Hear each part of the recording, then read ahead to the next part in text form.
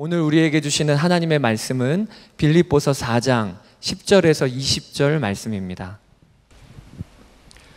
나를 생각하는 마음이 여러분에게 지금 다시 일어난 것을 보고 나는 주님 안에서 크게 기뻐하였습니다. 사실 여러분은 나를 항상 생각하고 있었지만 그것을 나타낼 기회가 없었던 것입니다. 내가 궁핍해서 이렇게 말하는 것이 아닙니다. 나는 어떤 처지에서도 스스로 만족하는 법을 배웠습니다. 나는 비천하게 살 줄도 알고 풍족하게 살 줄도 압니다. 배부르거나 굶주리거나 풍족하거나 궁핍하거나 그 어떤 경우에도 적응할 수 있는 비결을 배웠습니다. 나에게 능력 주시는 분 안에서 나는 모든 것을 할 수 있습니다. 그러나 여러분이 나의 고난에 동참한 것은 잘한 일입니다. 빌립보의 교우 여러분, 여러분도 아는 바와 같이 내가 복음을 전파하던 초기에 마케도니아를 떠날 때 주고받는 일로 나에게 협력한 교회는 여러분밖에 없습니다. 내가 데살로니카에 있을 때에도 여러분은 내가 쓸 것을 몇 번 보내어 주었습니다. 나는 선물을 바라지 않습니다. 나는 여러분의 장부에 유익한 열매가 늘어나기를 바랍니다. 나는 모든 것을 받아서 풍족하게 지내고 있습니다. 나는 여러분이 보내준 것을 에바브로디도로부터 받아서 풍족합니다. 그것은 아름다운 향기이며 하나님께서 기쁘게 받으시는 제물입니다. 나의 하나님께서 자기의 풍성하심을 따라 그리스도 예수 안에 있는 영광으로 여러분에게 필요한 것을 모두 채워주실 것입니다. 하나님 우리 아버지께 영광이 영원히 있기를 빕니다. 아멘. 빌립보서 강해를 시작을 할 때만 해도 저 개인적으로는 굉장히 가슴이 떨렸습니다. 한번 강해를 했었던 내용이긴 하지만 제가 성경에서 은혜를 빌립보서에서처럼 그렇게 강하게 받은 성경이 그렇게 많지 않았기 때문에 제 마음속에 정말 특별한 의미가 있었습니다. 그런데 한 달에 한 번 설교하고 그나마도 몇 번 끊어지다 보니까 이 빌립보서 강의의 의미가 별로 없어져 버렸습니다. 한 성경 본문을 이따금씩 택해서 설교하는 것처럼 되어서 아쉬움이 많기는 합니다만 그래도 빌립보서 강의하면서 제일 설교하고 싶은 부분이 오늘 부분입니다. 빌립보서의 맨 마지막 부분. 그래서 오늘 말씀을 여러분들과 같이 나누고 빌립보서 젊은이 교회 여러분들과 함께 나눈 것이 이제 마지막이 되겠지만 하나님이 주시는 은혜를 여러분과 충분하게 나눌 수 있었으면 하는 마음이 간절합니다. 저는 이 본문을 읽으면서 행복한 사람의 노래라는 느낌이 들었습니다. 이 곡조는 참 알기가 어렵지만 가사는 기가 막힌 가사를 하나님이 주셨다는 생각이 들어요. 그래서 저는 여러분들에게 그저 빌립보서 강의 전체가 아마 여러분들도 다 감이 안 잡히실 거예요. 이전 본문에는 어떤 말씀이었는지, 이 앞부분은 어떤 것이었는지. 그래도 오늘 말씀 붙들고 여러분들의 이 마음에서부터 나오는 여러분의 평생 여러분의 아름다운 노래가 되었으면 좋겠습니다. 오늘 본문의 내용은 빌립보 교회에 보내는 편지 맨 마지막 부분에 헌금 잘 받았다고 이렇게 영수증처럼 쓰는 내용입니다. 그러니까 빌립보 교인들이 로마의 감옥에 갇혀 있는 사도 바울에게 헌금을 보내주었어요. 요즘도 교도소에 들어간 사람에게 영치금을 보내잖아요. 그래서 그렇게 필요한 일이 있으면 쓰시라고 보내주었는데 잘 받았다고, 에바브로디도를 통해서 여러분이 보내준 헌금을 잘 받았다고 그 감사 인사를 맨 마지막에 덧붙였어요. 빌립보 교회에 편지를 하면서 그 부분입니다. 여러분이 보내준 헌금을 잘 받았다. 그런데 이 빌립보서를 가만히 읽어보면 사도 바울이 그동안 복음을 쭉 전해서 여러 지역의 교회를 세웠지만 로마 감옥에 갇혀 있을 때 사도 바울에게 이렇게 헌금을 보내준 교회는 빌립보 교회밖에 없었다는 겁니다. 여기에 나옵니다. 너희들이 15절에 보면 나에게 협력한 교회는 여러분밖에 없습니다. 빌립보 교회밖에 없었어요. 그러니까 사도 바울에게서는 좀 특별한 의미가 있겠죠, 빌립보 교회에 대해서. 그러나 사도 바울이 정말 기뻤던 것은 돈이 아니었습니다. 에이, 뭐 그럴까, 그건 뭐 하나님 앞에 가서 물어봐야 되겠죠. 그렇지만 하여튼 분명히 사도 바울은 오늘 본문에서 돈 때문에 내가 이렇게 기뻐하는 건 아니다. 그래서 여러분들과 그 문제를 좀 나누고 싶은 거예요. 사도 바울이 이 빌립보 교회에서 옥중에서 쓰라고 보내준 돈을 받고서 참 기뻐하면서 감사했는데, 그 사도 바울이 감사했던 핵심이 무엇일까 하는 것. 사도 바울은 이렇게 표현합니다. 주님 안에서 기뻐했다는 것. 10절에 보면 나를 생각하는 마음이 여러분에게 지금 다시 일어난 것을 보고 나는 주님 안에서 크게 기뻐하였습니다. 이 주님 안에서라는 말을 빼도 말은 돼요. 나를 생각하는 마음이 여러분에게 지금 다시 일어난 것을 보고 나는 크게 기뻐하였습니다. 말이 오히려 더 맞아요. 그죠? 빌립보 교인들이 사도 바울을 기억하고 그 떠난 지가 꽤 오래됐는데도 감옥에 있는데 헌금을 보내준 것으로 인해서 나는 크게 기뻐했다. 그 말이 맞아요. 그런데 거기다가 사도 바울은 주 안에서 기뻐했다고 이렇게 쓰고 있습니다. 저는 이 부분이 참 너무너무 귀한 말씀이에요. 여러분들이 꼭 기억했으면 싶은, 이 비밀을 여러분도 눈 떴으면 하는 생각이 있는 부분입니다. 사도 바울이 실제로 굉장히 궁핍했습니다. 11절에 보면 사도 바울이 궁핍해서 이렇게 말하는 것이 아니다 이렇게 썼는데, 그 말은 궁핍했다 그런 뜻이에요.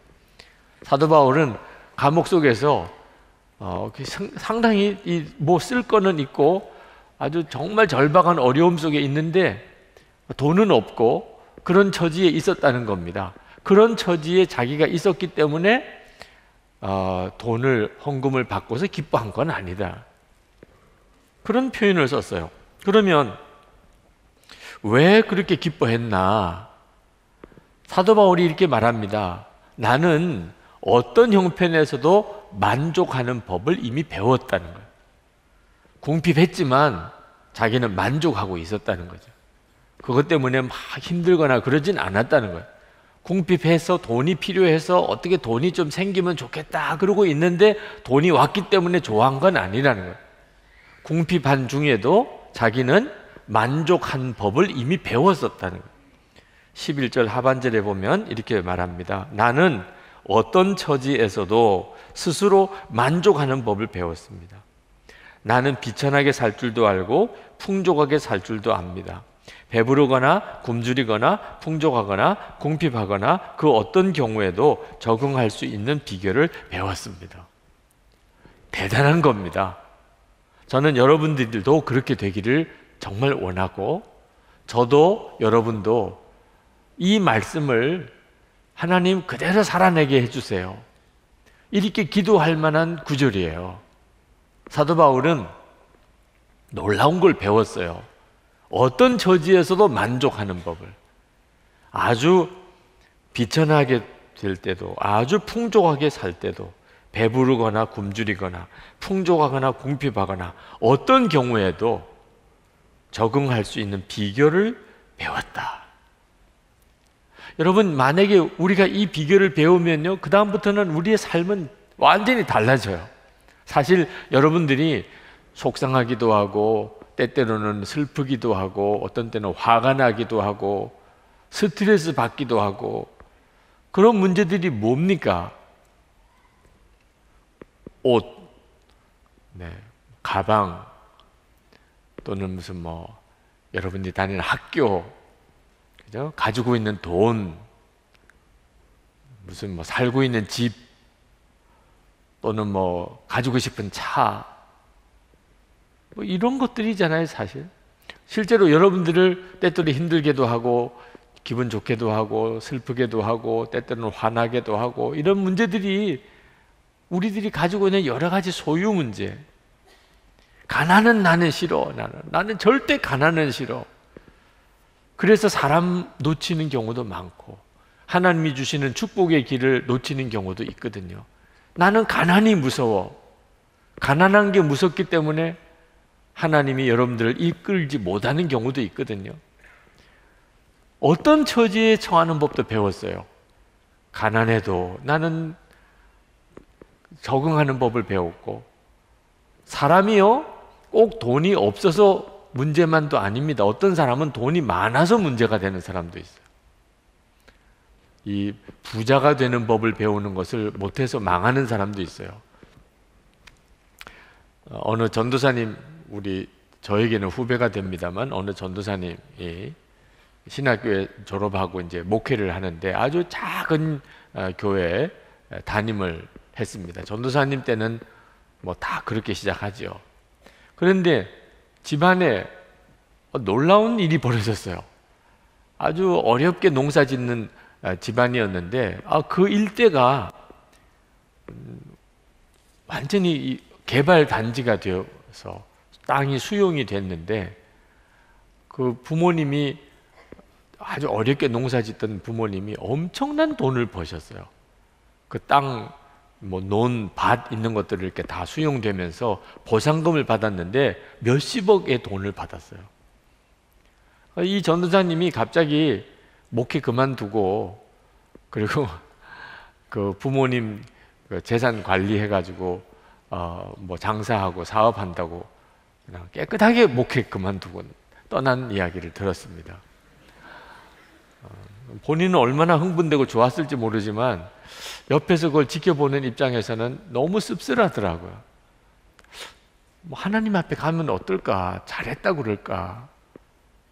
제가 보기에는 그는 참 어리석은 선택을 한 것 같아요. 그런데 돈이 생기면요, 이렇게 이상한 판단을 하는 사람들이 생겨요. 여러분은 안 그럴 것 같아요? 그냥 한번 생각해 봐요. 한 10억이 생겼다. 여러분들 사고 칠 사람 많습니다. 하나님 돈 떼어먹은 거예요. 하나님께 10억씩 맡겨줬는데, 여러분이 돈을 많이 가질 때 그걸 잘 쓰는 사람 아마 정말 어려울 거예요. 우리는 배우지를 못했어요. 가난하게 사는 법도 못 배웠고 부자로 사는 법도 못 배우고 있는 거예요.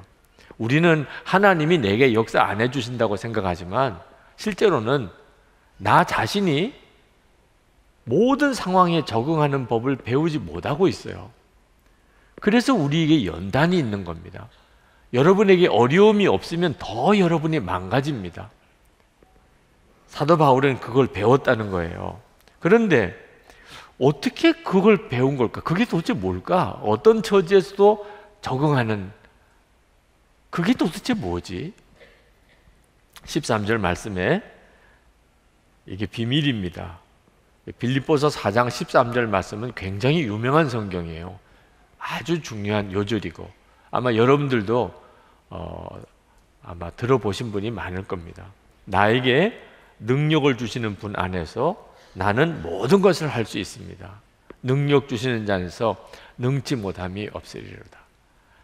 아마 여러분이 어지간한 부흥에 참석을 해봤거나 또는 기도원에 가봤거나 또는 교회 달력에 이런 구절 많이 봤을 거예요. 능력 주시는 자 안에서 내가 능치 못함이 없으리로다.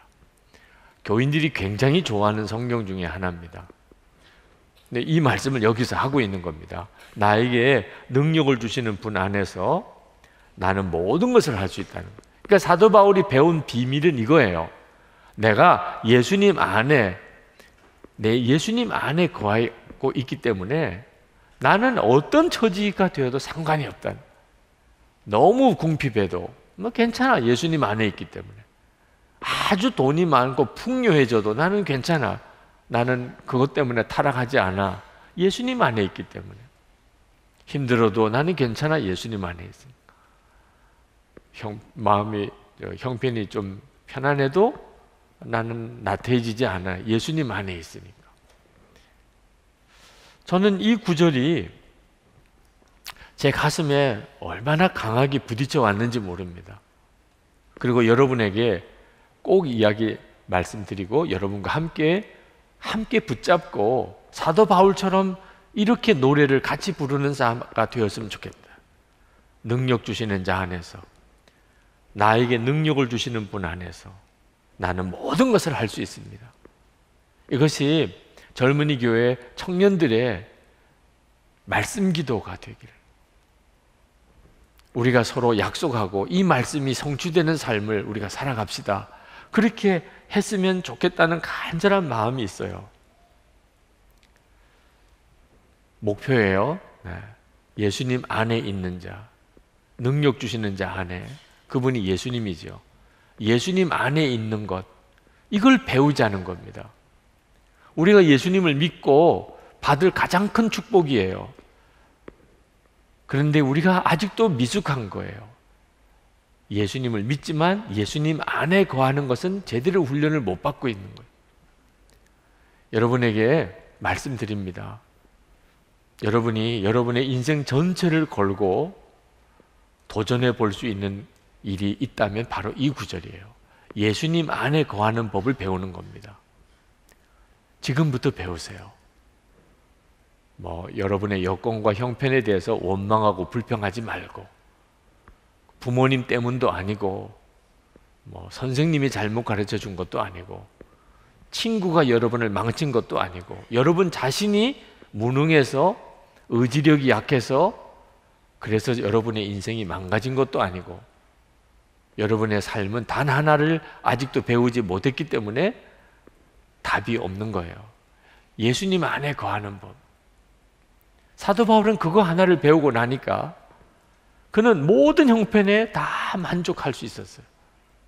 그런 형편에 있는 가운데 헌금이 온 거예요. 그러니까 사도 바울은 헌금 때문에 기쁜 건 아니었어요. 빌립보 교인들이 자기를 기억하고 헌금을 보내준 것이 너무 귀했던 거예요. 만약에 어린아이가, 어린애들은 사탕을 좋아하잖아요. 근데 제가 교회 목사님인 줄 알고 그 아이가 저에게 와서 자기가 먹을 사탕을 저에게 이렇게 주었다고 합시다. 그러면 제가 그 사탕을 받고 어떻게 했을까요? 짜증을 났을까요? 저는 사탕을 별로 안 좋아해요. 근데 그 아이가 나한테 이렇게 사탕을 줘요. 제 마음속에 확 짜증이 났을까요? 그러면 사람도 아니죠, 그렇죠? 너무 기뻐해서, 그 아이가, 여러분들이 보면은 저 사꾼이구나, 어린애 사탕을 받아들고 저렇게 좋아하다니, 배신감을 느낄 수도 있을 만큼 저는 그게 너무 기쁠 거예요. 왜? 이 아이가, 그 아이에게 있어서의 사탕은 어른들이 가지고 있는 사탕하고 의미가 다르단 말입니다.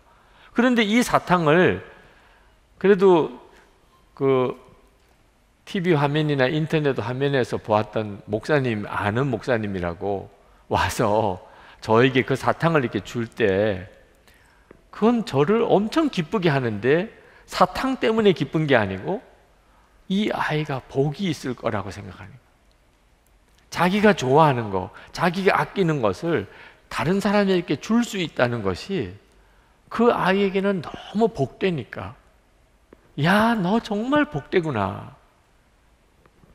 나는 사탕 안 먹어.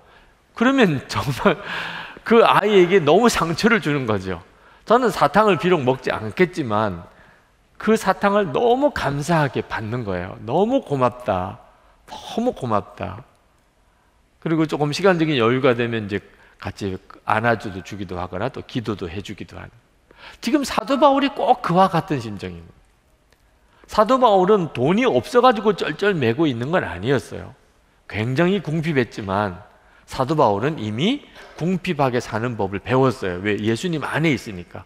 로마 감옥에 있으면서도. 그런데 빌립보 교인들로부터 헌금이 온 거예요. 에바브로디도를 통해서 헌금이 보내왔어요. 그 헌금을 받아들고 사도 바울은 너무 기뻤어요. 이유는요, 그 돈 때문에 기쁜 게 아니고 그 빌립보 교회가 복이 있을 거기 때문에, 그래서 기뻤던 거라는 거예요. 여러분이 그 점을 이해하실 수 있을까요? 여러분, 예수님 안에서 행복을 누리는 사람은 외적인 것 때문에 마음이 이렇게 흔들림이 거의 없습니다. 진짜 행복을 발견했기 때문에요. 어떤 목사님이 키가 굉장히 작으세요. 근데 사모님은 굉장히 키가 크세요. 굉장히 미인이시고. 근데 목사님이 한 번은 그 결혼할 때 이야기를 하더라고요. 그 사모님이 대학 다닐 때 아주 미인이기도 하고 키도 크고 그리고 약간 사치를 좋아하시고 멋내기를 좋아하고 그리고 자기 배우자는 자기보다 적어도 키가 더 커야 돼. 뭐 이런 결혼 조건을 가지고 있는 사람이었어요. 아마 그때 이 목사님을 신학생 때 만났으면 아마 목사님이 결혼 못했겠죠. 그런데 어느 날 그 사모님이 어느 집회에 참석했다가 은혜를 받았어요. 아주 굉장히 강한 성령의 체험을 했습니다. 그리고 그 사모님이 가치관이 확 바뀌어 버렸어요. 특히 결혼 배우자에 대한 조건이 달라졌어요. 키는 안 바뀌었어요. 키는 커야 된다. 그런데 영적인 키 개념이 달라졌어요. 영적인 키가 커야 된다. 그렇게 바뀌었어요. 이제 뭐 육신적인 신장은 뭐 이제 더 이상 보지 않고 영적으로 큰 사람, 영적인 거인이면 좋겠다. 그렇게 확 바뀌고 난 다음에 목사님을 만났어요. 그리고 결혼했다는 겁니다. 목사님이 자화자찬하는 건지 하여튼 모르겠지만 하여튼 그리고 결혼을 했다 그래요. 목사님은 정말 키가 작으신 분이고 사모님은 굉장히 키가 크신 분이에요. 예수님을 만나고 나면 사람 달라집니다. 여러분에게도 이런 고백이 있을 수 있나요? 저 예수님 만나고 사람 달라졌어요. 손들어 보라고는 안 하겠어요. 네. 근데 여러분에게도 그 고백이 있어야 돼요. 저 예수님 만나고 사람 달라졌어요. 가치관 달라지고 좋아하는 거 달라지고 기쁨의 이유 달라지고 완전히 달라졌어요. 만약에 여러분이 그렇게 말할 수 없다면 그러면 여러분은 사도 바울이 고백했던 이 고백을 정말 기도 제목으로 삼으세요. 내게 능력 주시는 자 안에서 내가 모든 것을 할 수 있습니다. 이 고백이 내 고백이 되게 해주시고 이 노래가 내 노래가 되게 해주십시오. 아직도 예수님을 진짜 믿는 것도 아니고 예수 믿는 진짜 기쁨을 알고 있는 것도 아닙니다. 2010년 10월에 행복전도사라고 유명한 분이 자살한 사건이 일어나서 신문에 방송에 막 보도가 된 적이 있습니다. 왜냐하면 이분이 워낙 행복전도사였기 때문입니다. 그분이 쓴 책이 여성의 행복과 희망, 또 밥은 굶어도 희망은 굶지 마라, 웃음 해픈 여자가 성공한다, 뭐 이런 제목들의 책들을 많이 썼어요. 긍정적인 마인드에 대해서 아주 희망에 대한 책들을 많이 쓴 분입니다. 방송에도 나왔고 책도 많이 썼고 그래서 별명이 행복전도사인데 자살을 한 거예요. 그게 사람들에게 있어서는 충격이 된 거죠. 여러분, 진짜 행복은 예수님을 만날 때 옵니다. 그 어떤 것으로도 해결 안 됩니다. 지금 현재 여러분에게 정말 적용해 보기를 원하는 거예요. 지금 여러분 중에 난 정말 불행하다, 나는 행복할 이유가 없어, 그런 분이 있다면 여러분도 희망이 있어요. 왜? 예수님은 어떤 사람에게도 행복하게 해주시는 분입니다. 그러니까 여러분이 초점을 주님께 정말 맞추세요.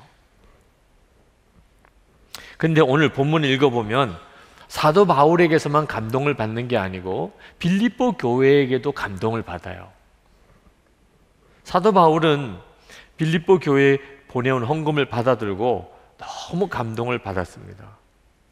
그리고 이 빌립보 교회의 이야기를 고린도서에 씁니다. 고린도 후서에 이 빌립보 교회 이야기를 써요. 고린도 교회는 그때 당시에 부자 교회였어요. 꽤 재정적으로 넉넉하고 그 지역 사람들이 워낙 잘 사는 도시니까. 그래서 사도 바울이 고린도 교회에 예루살렘에 지금 기근이 들었는데 헌금을 좀 보내달라, 이런 요청을 고린도 후서에 쓰고 있어요. 그런데 그 헌금 요청을 하면서 이 빌립보 교회의 예를 들어요. 예화로. 고린도 후서 8장 1절입니다. 1절 2절을 제가 읽어볼게요.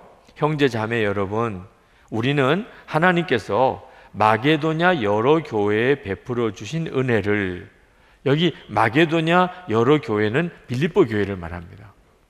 베풀어 주신 은혜를 여러분에게 알리려고 합니다. 그들은 큰 환난의 시련을 겪으면서도 기쁨이 넘치고 극심한 가난에 쪼들리면서도 넉넉한 마음으로 남에게 베풀었습니다.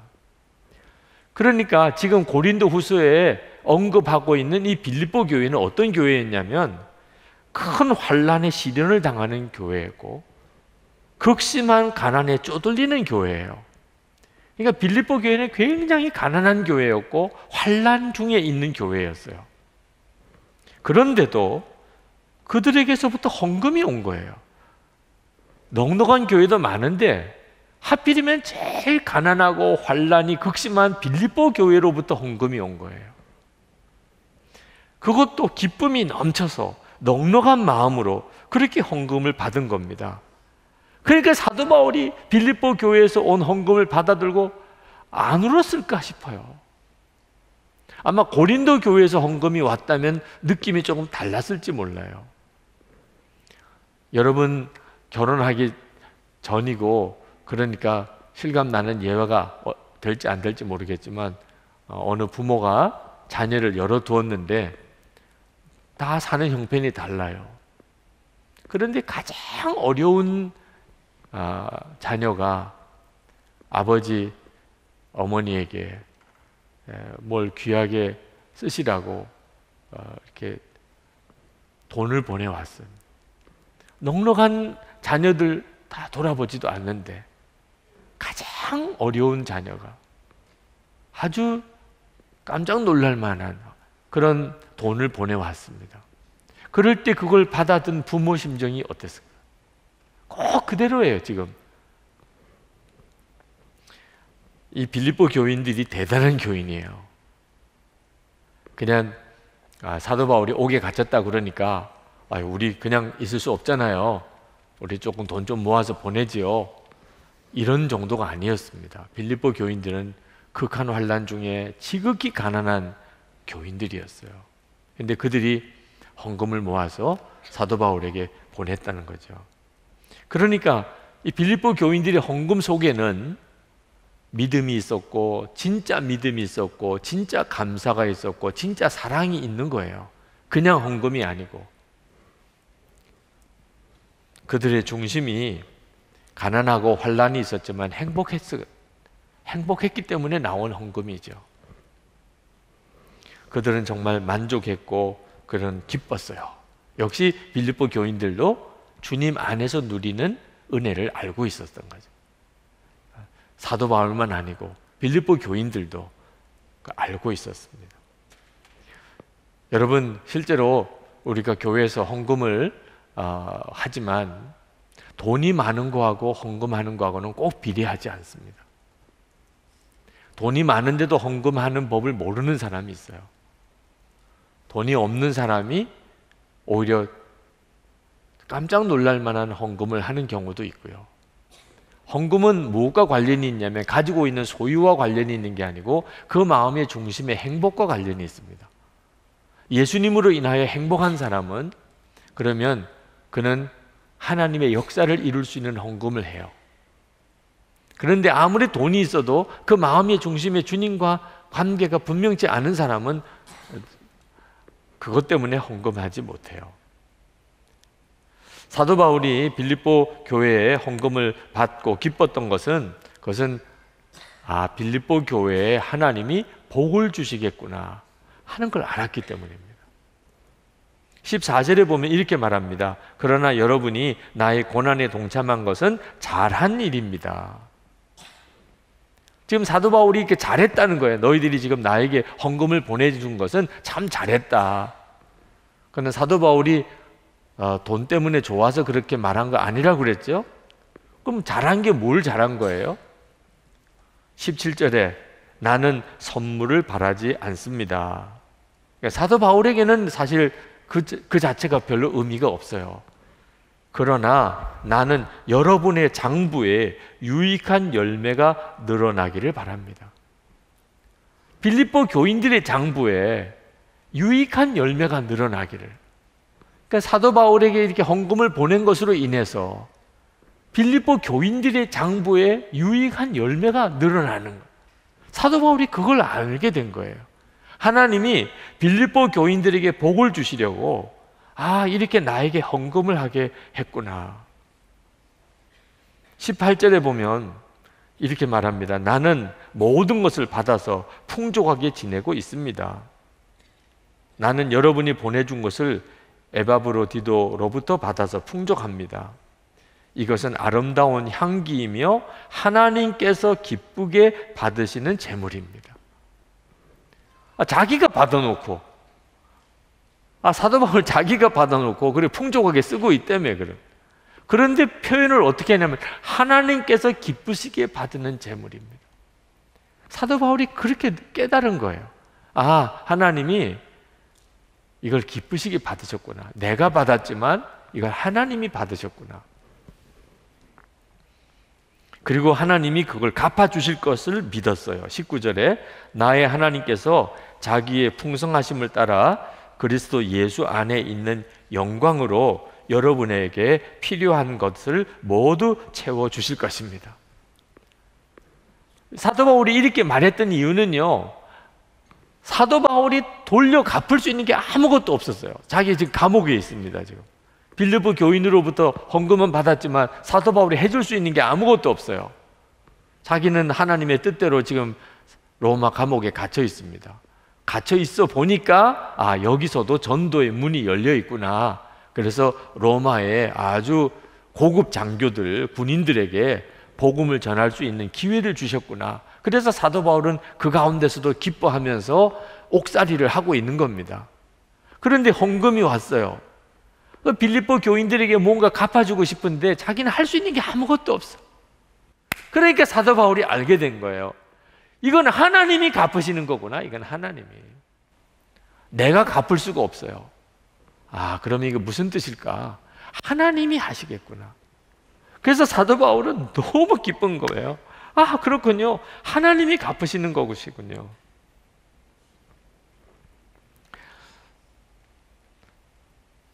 고린도후서 8장 1절을 다시 읽어보면, 형제 자매 여러분, 우리는 하나님께서 마게도냐 교회에 베풀어 주신 은혜를 여러분에게 알리려고 합니다. 그래서 이게 빌립보 교회에 주신 은혜라는 거예요.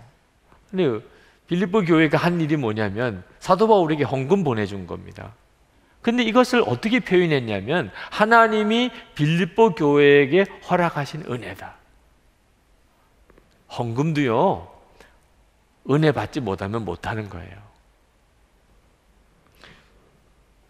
오늘 꼭 헌금주일 같은 느낌이 들긴 합니다만, 그래서 여러분이 이미 마음을 닫아놓고 있는 분도 있을지 모르겠지만, 진심으로 여러분에게 실험해 보기를 권합니다. 하나님이 여러분에게 복을 주실 때 꼭 이런 과정을 거친다. 먼저 복의 씨를 심게 하시는 거예요. 뭘 주시고 달라시지. 하나님이 그렇게 하시지 않으시고 너가 먼저 심으라. 그렇게 하실 수 있다는 겁니다. 그것도 조금 넉넉한 사람한테 그런 감동을 주시면 좋은데 찢어지게 가난한 나에게, 그죠? 여러 교회들이 많은데도 하나님은 빌립보 교회 교인들에게 그런 은혜를 주셨어요. 사도 바울을 재정적으로 도우라. 이런 감동을 아주 가난한 빌립보 교회에게 주셨어요. 환난 당하고 가난한 교회. 그리고 사도 바울은 은혜라고 표현하는, 은혜라고.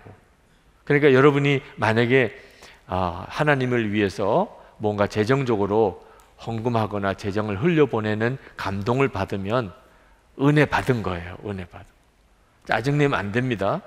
은혜 받은 거예요. 하나님이 나에게 은혜를 주셨구나. 그 말은 하나님이 나에게 무언가를 하고 싶은 게 있으세요. 주시고 싶은 게 있으세요. 그걸 위해서 하나님이 내가 먼저 심게 하신 겁니다.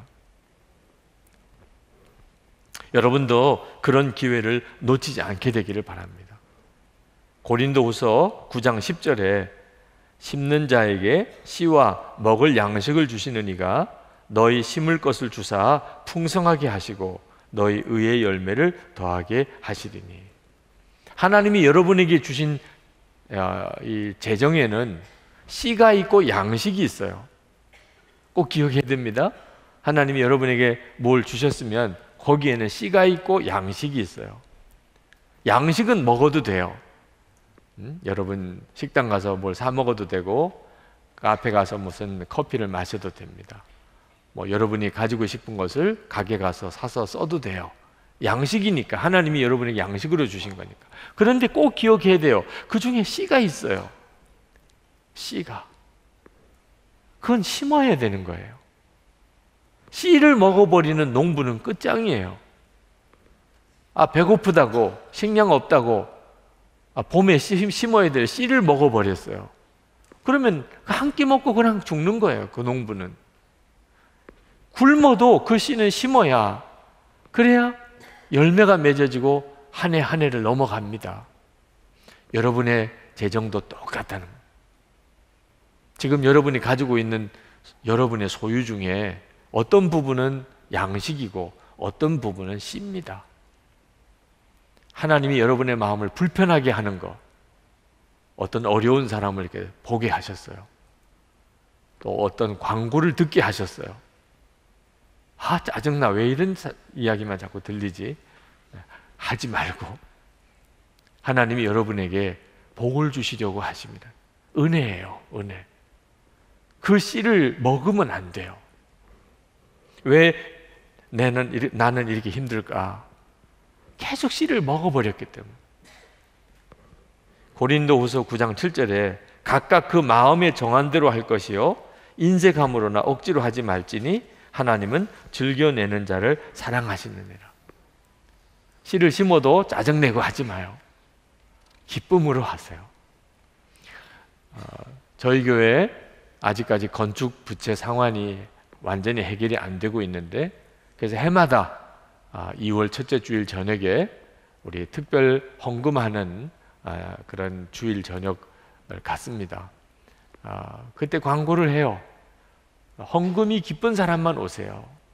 헌금이 기쁜 사람만. 짜증내고 헌금하는 거 하나님 안 받으신다. 이 말씀에 근거해서 하나님은 즐겨내시는 자를 사랑하신다. 강요 때문에 안 하면 안 되니까, 체면 때문에 안 해도 된다. 헌금이 정말 기쁜 사람, 그분들만 오세요. 그래서 1년에 한 번 모여서 헌금해서 교회 건축 부채 이자 이렇게 갚아갑니다. 저는 믿어요. 하나님이 하실 것을.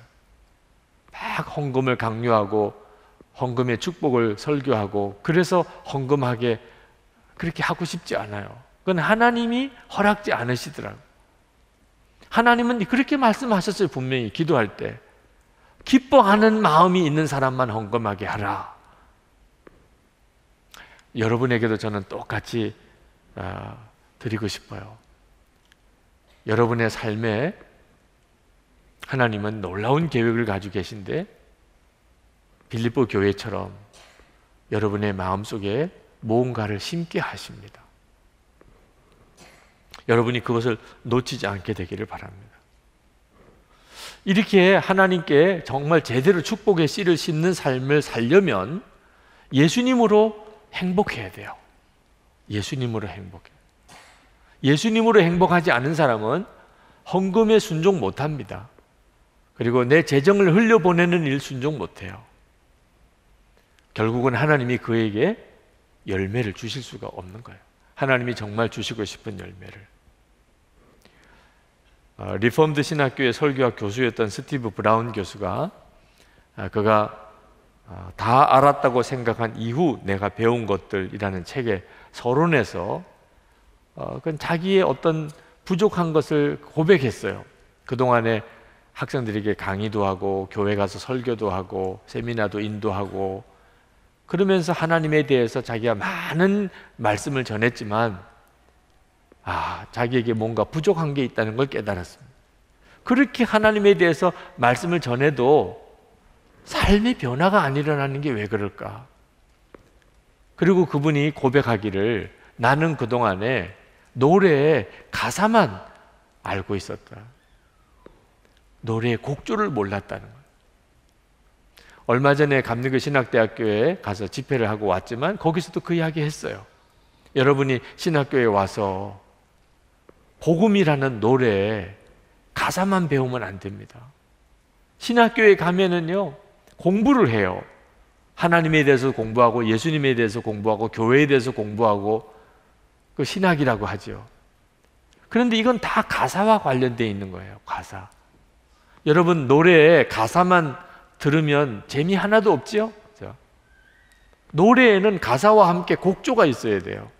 그래야 노래죠. 이 스티브 브라운 교수가 자기는 그동안에 가서 강의하고 설교하면서 계속 가사만 이야기했다는 거예요. 하나님에 대해서, 예수님에 대해서, 복음에 대해서. 곡조를 가르쳐주지 않으니까 재미가 하나도 없었다. 근데 이 곡조가 뭐지요? 곡조? 예수님 안에 거하는 삶이에요. 여러분 예수님에 대해서도 알아야 되지만 예수님 안에 거하는 삶을 함께 배워야 돼요. 영성일기 쓰시도록 권해드리는 이유가 바로 그 곡조를 배우는 감각을 열어드리려고 하는 거예요. 영성일기 쓰면서 24시간 늘 주님을 생각하는 것을 그냥 기록해보라. 그건 예수님과 함께 사는 것을 눈뜨게 되어지는 과정을 여러분에게 도와드리려고 하는 거예요. 여러분에게 있어서 이보다 더 중요한 일이 없어요. 여러분이 여러분과 함께 하시는 예수님을 알게 되면 그러면 여러분의 삶 전체가 달라집니다. 가사를 알지요, 곡조를 알지요. 그럴 때 여러분은 이 복음이라는 노래를 부르게 돼요. 사도 바울이 그랬어요. 사도 바울은 예수님에 대해서 너무나 잘 알았어요. 뿐만 아니고 예수님과 함께 살았어요. 예수님 안에 거했죠. 주 안에서. 그래서 사도 바울의 이게 있어서 이 아름다운 노래가 나온 거예요. 나는 어떤 처지에서 사는 법 다 배웠습니다. 능력 주시는 자 안에서 나는 능치 못함이 없다고. 저는 우리 교회 젊은이 교회 안에서 바로 이 예수님 안에서 능치 못함이 없다고 하는 확신을 가지고 있는 청년들이 많이 일어나기를 원합니다. 다가 됐으면 좋겠어요. 네. 여러분들이 모여서 젊은이 교회에 모여서 우리 빌립보서 4장 13절 말씀을 우리가 경험하자. 우리 고백이 되게 하자. 한두 사람의 노래가 아니고 젊은이 교회 전체의 노래가 되게 하자. 예수 그리스도 안에서 능치 못함이 없을 거예요. 가난하게 사는 법도 배웠고 부자로 사는 법도 배웠고 비천하게 사는 법, 풍요하게 사는 법, 일체의 비결을 배웠다. 우리가 이 고백을 가지고 살자. 저는 여러분이 한국 교회와 이 민족을 뒤집어 놓을 수 있다고 믿습니다. 이 노래를 배우면. 노정전 선교사님이 영성일기에 쓰신 내용 중에 하나입니다. 의화단 사건 때 청나라 말기에 이제 중국의 입장에서는 이제 외세의 침입이 이제 극심해질 때 그때 의화단 사건이 일어났어요. 의화단 사건은 기독교인들을 무지막지하게 핍박하던 그런 사건이었죠. 그때 순교한 희생자들 선교사님들이에요. 중국에 복음을 전하러 갔던 많은 선교사들이 의화단 사건 때 순교했습니다. 그 희생자들의 편지 기록을 읽었습니다. 죽음을 앞둔 희생자들의 생생한 상황을 접할 수 있었습니다. 산서성에서 순교한 한 간호원 사역자의 글입니다. 선교사님이에요. 간호사로 중국에 왔던 그 분의 글이 이런 내용입니다. 언덕길로 달려갑니다. 이게 우리가 살 수 있는 마지막 기회가 될 것입니다. 내가 구원한 사람들이 아주 적더라도 중국에 온 것을 후회하지 않습니다. 주님께서는 이미 내가 그분께 순종하고 있을 것을 아시기 때문입니다. 순교했던 그 간호사였던 선교사님의 짤막한 글을 그 일기 속에 인용을 하셨어요. 이 자매 중국에까지 와서 선교사로 사역하다가 그러다가 간호사로 중국에 있는 분들을 돌보다가 의화단 사건 때 비참하게 그렇게 죽임을 당한 한 분입니다. 근데 이 자매는 일의 성공, 사역의 성공이 행복의 조건이 아니었어요. 그 글 속에서 나와 있듯이 예수님이 아시면 그것으로 나는 충분합니다. 나는 중국에 온 걸 후회하지 않습니다. 이건 엄청난 비밀이죠. 이제 죽음을 눈앞에 두고 있습니다. 이제 꼼짝없이 죽을 것 같아요. 그때 그 고백 속에 나는 중국에 온 거 후회하지 않습니다. 많은 사람을 전도한 것도 아니에요. 젊은 자매인데 그냥 그렇게 죽었어요. 예수님 한 분이면 이런 역사가 있을 수 있어요. 진짜 예수님을 만난 사람은 더 이상 어떤 환경과 조건이 연연하지 않아요. 예수를 믿고도 이 예수님을 모른다면 참 안타까운 일이죠. 지난 2월 6일 이제 구정 명절 때 김상현 장로님 쓰신 일기입니다. 명절을 맞으면 노숙자들은 더욱 오갈 데 없어 외롭기만 합니다. 아무도 없는 성남단 명절날에 그들의 한 끼 식사는 멈추지 않고 계속됩니다. 아마 젊은이 교회와 그날 아마 같이 배식을 했었던 거라고 기억이 되는데, 다들 귀향하는 시간이지만 교회 식당에서는 명절 기간 동안 이름도 빛도 없이 나오셔서 봉사자분들이 그들의 한 끼 식사를 돕고 있습니다. 주님께서 마음을 부어주셔서 누군가가 우리들을 대신하여 그 자리에 있는 것이라 생각됩니다. 주님 감사합니다.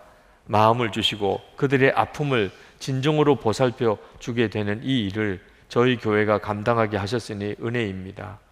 한 해 5만 명이 넘는 분들이 저희 교회에서 드리는 무료 식사를 하고 계십니다. 목욕탕이라고는 문 앞에도 가보지 못한 분들을 위해 교회에서 목욕까지 해드리고 속옷까지를 새 옷으로 갈아입혀 드리는 일들 또한 감당하고 있습니다. 감사가 따르고 성령의 감동으로 눈물이 흘러 주체하지 못할 때가 한두 번이 아닙니다. 새벽에 나와서 설거지까지 마치고 돌아가시는 봉사자들을 일일이 기억하시고 특별히 봉사자분들의 건강을 주께 의탁합니다. 지켜주시옵소서. 세상에 알려지지 않고 빛의 사명을 감당하는 아름다운 이 일이 더 크게 계속되어지기를 소망합니다. 아마 구정에 교회 식당에서 어떤 일이 있었는지 아는 분 거의 없을 거예요. 주님만 아시면 되고, 주님의 마음을 품고 그것을 하면서 우셨던 장로님 일기를 제가 읽으면서 너무 감사했어요. 예수님을 정말 인격적으로 알고 주님의 마음을 이렇게 느끼는 일은요, 그건 정말 너무 엄청나요. 어느 목사님이 영성일기에 젊은이 교회 여러분들에 대한 언급을 하셨어요. 아마 그 성령 집회 때 청년들을 위해서 특별히 안수기도 했던 날인 것 같습니다. 성령 집회 때 젊은이들을 안수하였습니다. 젊은이들이라 그런지 미래와 배우자를 위한 기도 제목이 많았습니다. 준비된 배우자를 만나게 해주세요. 간절한 마음이 크지만 자신도 많은 준비가 필요하다는 사실은 아직 잘 모르는 것 같습니다. 그렇게 썼더라고요. 아마 배우자를 위해서 기도 제목을 가지고 나왔는데, 좋은 배우자 만나게 해주세요. 잘 준비된 배우자 만나게 해주세요. 그렇게 쓴 기도 제목들만 있었던 것 같아요. 제가 좋은 배우자가 되게 해주세요. 제가 좋은 아내가 되게 해주세요. 제가 좋은 남편이 되게 해주세요. 이런 기도 제목이 없는 것에 대해서 좀 아쉬운 듯한 그런 멘트를 하셨어요. 어느 목사님이 좀 이야기 안 할래요. 또 여러분들이 싫어할 수도 있을 것 같아서. 네. 근데 그날 저도 기도를 같이 했었는데, 저에게 온 청년 중에 한 청년이 정말 그렇게 기도 제목 가져온 청년이 있었어요. 제가 좋은 아내로 준비되게 해주세요. 결혼을 위한 기도 제목인데 배우자를 위한 기도는 없고 제가 좋은 아내로 준비되게 해주세요. 그런 기도를 한 자매가 있었어요. 예수님을 만나면 기도가 달라집니다. 진짜를 보게 돼요. 하나님의 마음을 꿰뚫고 알게 돼요. 그리고 하나님의 역사를 이루게 됩니다. 여러분에게 다 주어진 축복입니다. 지금 여러분에게 있어요. 주 예수 그리스도. 그분을 소중하게 여기세요. 정말 그분 안에 사는 법을 배우세요. 지금이 좀 힘들고 어려워도 훈련 기간은 좀 힘들어도 괜찮아요. 하나님이 여러분을 이제는 쓰시기 시작할 때 그때가 빨리 오게 되기를 바랍니다. 우리 오늘 기도합시다. 빌립보서 이제 마지막 다 마쳤는데 오늘 성찬입니다. 성찬. 정말 하나님이 이 나를 맞추시다시피 하셨다는 생각도 듭니다. 성찬은 내가 예수님 안에, 예수님이 내 안에 계시는 은혜를 그대로 확인해주는 은혜의 시간이죠. 여러분이 오늘 주님, 저는 예수님 안에 거하는 그 일 하나를 저의 목표로 삼겠습니다. 사도 바울의 고백처럼 저도 주님 안에서 내가 모든 것을 할 수 있느니라. 제가 이렇게 고백하고 살기를 원합니다. 주님, 제 안에 오신 것처럼 저도 진정으로 주님 안에 거하기를 원합니다. 여러분이 그렇게 기도하시고 성찬을 받으시기 원합니다. 우리 다 같이 통성으로 기도하겠습니다.